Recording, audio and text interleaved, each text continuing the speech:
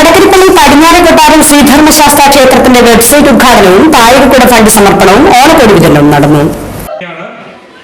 എല്ലാവരും ഈ സ്റ്റേജിലുള്ള താഴെ വെച്ചിരിക്കുന്ന സ്ക്രീനിലേക്ക് ദയവായി ശ്രദ്ധിക്കണം. www കൊട്ടിരിക്കുന്ന ചടങ്ങ് നടന്നു ചെയ്യാൻ വരികയാണെന്ന് പറഞ്ഞപ്പോൾ എൻ്റെ സുഹൃത്തുക്കൾ എന്നോട് ചോദിച്ചത് ഈ സീരിയലിലൊക്കെ അഭിനയിച്ച് സാധാരണ പരസ്യ ചിത്രങ്ങളിൽ അഭിനയിക്കുന്നത് കണ്ടിട്ടുണ്ട്, ചില കഥകൾ ഉദ്ഘാടനം ചെയ്യുന്നത് കണ്ടിട്ടുണ്ട്, വെബ്സൈറ്റ് ഉദ്ഘാടനം ചെയ്യുക അതും അമ്പലത്തിൻ്റെ. ഞാൻ പറഞ്ഞതിൽ തെറ്റില്ല. കാരണം സത്യത്തിൽ ഈ ചേർത്തല താലൂക്കിലെ തണ്ണീർമുഖത്ത് ഇപ്പൊ എനിക്ക് 39 വയസ്സായി. ഏകദേശം എനിക്ക് തോന്നുന്നു ആലപ്പുഴ ജില്ലയിലും അല്ലാതെ കേരളത്തിലും വിട്ട് തമിഴ്നാട്ടിലും ഒരുമാതിരി ഞാൻ പോകാത്ത ഒരു ക്ഷേത്രങ്ങളും എൻ്റെ അറിവിൽ ഉണ്ടായിട്ടില്ല. ഈ ക്ഷേത്രത്തിന്റെ ഒരു ഇഞ്ച് പോലും കുറവുകൊണ്ടല്ല, എൻ്റെ അറിവില്ലായ്മ കൊണ്ട് ഞാൻ ഇവിടെ എത്തിയിരുന്നില്ല. അതിനാണ് ശിവദശാണ് ശരിക്കും പറയുന്നത്. ഒരു പക്ഷേ അത് മാറ്റിത്തരാൻ ദൈവം കർത്താച്ചേട്ടന്റെ രൂപത്തിൽ അദ്ദേഹത്തെ ഈ ബാങ്കിൽ വെച്ചുള്ള പരിചയമാണ്. അതിനെ കാരണമാക്കി തന്നെങ്കിൽ എന്റെ സന്ദേശിക്ക് എന്തെങ്കിലും മാറ്റം വരുന്നുണ്ടാവും എന്നുള്ളൊരു പ്രതീക്ഷ കൂടി.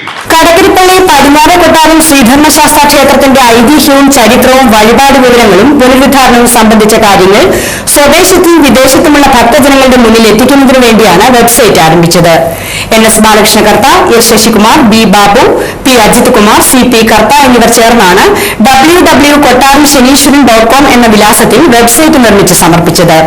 ചുറ്റമ്പലത്തിൽ സ്ഥാപിക്കാനുള്ള താഴികക്കുട ഫണ്ട് സമർപ്പണവും ഓണക്കോടി വിതരണവും ഇതോടൊപ്പം ഒരുക്കിയിരുന്നു. ദേവസ്വം ഓഡിറ്റോറിയത്തിൽ നടന്ന ചടങ്ങിൽ സിനിമാ സീരിയൽ താരം R ജയൻ വെബ്സൈറ്റ് ഉദ്ഘാടനം ചെയ്തു. ദേവസ്വം പ്രസിഡന്റ് N ഗോപാലകൃഷ്ണൻ നായർ അധ്യക്ഷത വഹിച്ചു. താഴികക്കുട fund union secretary B Gopalakrishnan Nair ഏറ്റുവാങ്ങി. മേൽശാന്തി സുബ്രഹ്മണ്യൻ ഇമ്രാന്തിരി ഓണക്കോടികൾ വിതരണം ചെയ്തു. കിൻഫ്ര ചെയർമാൻ VNP കൈമൾ വെബ്സൈറ്റിന്റെ പ്രാധാന്യം വിശദീകരിച്ചു.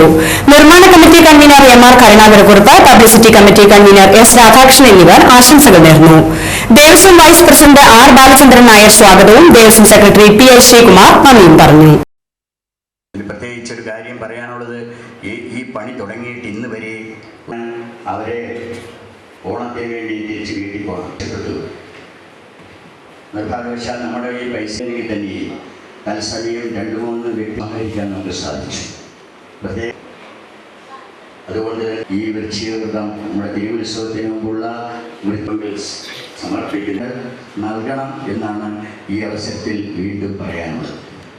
നമ്മളെ മനുഷ്യനെ സംബന്ധിച്ചിടത്തോളം അവരുടെ ക്ഷേത്ര നിർമ്മാണ പ്രക്രിയയിൽ വിശ്വാസികളെ ഇപ്പോഴുള്ള പുണ്യകരമായ ഒരു കർമ്മത്തിൽ പങ്കാളിയാകേണ്ടത് ഓരോരുത്തരുടെയും ഒരു കാര്യം.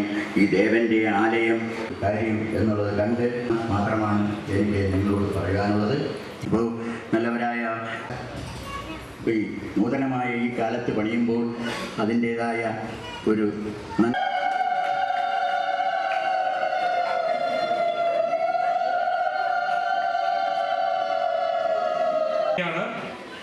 എല്ലാവരും ഈ സ്റ്റേജിലുള്ള താഴെ വെച്ചിരിക്കുന്ന സ്ക്രീനിലേക്ക് ദയവായി ശ്രദ്ധിക്കണം. www കൊട്ടിരിക്കുന്ന ചടങ്ങ് നടന്നു ചെയ്യാൻ വരികയാണെന്ന് പറഞ്ഞപ്പോൾ എൻ്റെ സുഹൃത്തുക്കൾ എന്നോട് ചോദിച്ചത് ഈ സീരിയലിലൊക്കെ അഭിനയിച്ച് സാധാരണ പരസ്യ ചിത്രങ്ങളിൽ അഭിനയിക്കുന്നത് കണ്ടിട്ടുണ്ട്, ചില കഥകൾ ഉദ്ഘാടനം ചെയ്യുന്നത് കണ്ടിട്ടുണ്ട്, വെബ്സൈറ്റ് ഉദ്ഘാടനം ചെയ്യുക അതും അമ്പലത്തിൻ്റെ.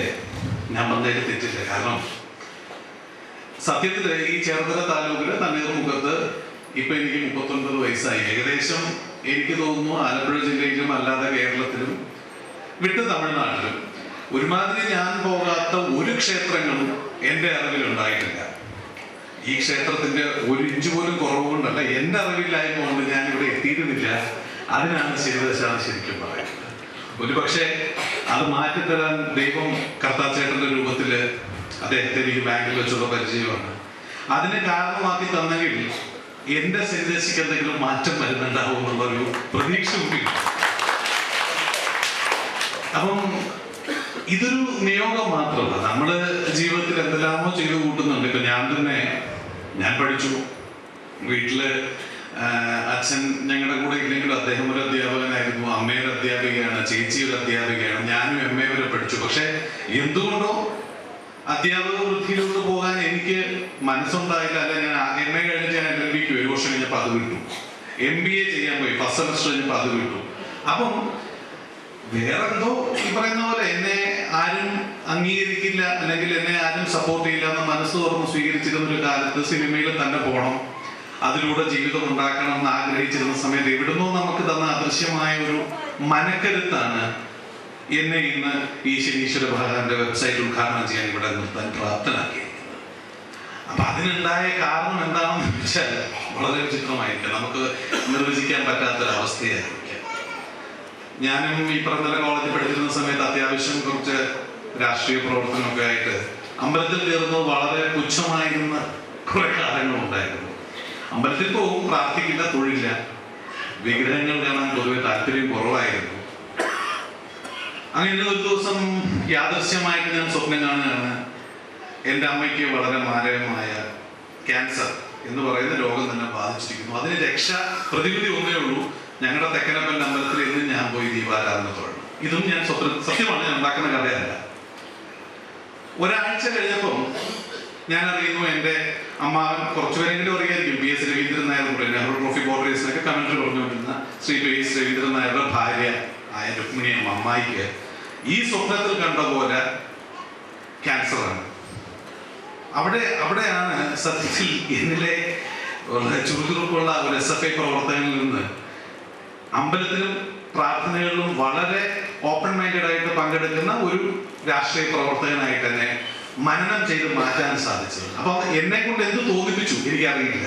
എന്ന് പറഞ്ഞ പോലെ നമുക്ക് വിശ്വാസം എന്ന് പറയുന്നത് വെക്കുന്നു എന്ന് പറയും. ശരിക്കും സയന്റിഫിക് ആയിട്ട് പോലും അതിനെ നമുക്ക് എക്സാമ്പിൾസ് പ്രൂവ് ചെയ്യാൻ സാധിക്കുന്നത് ഈ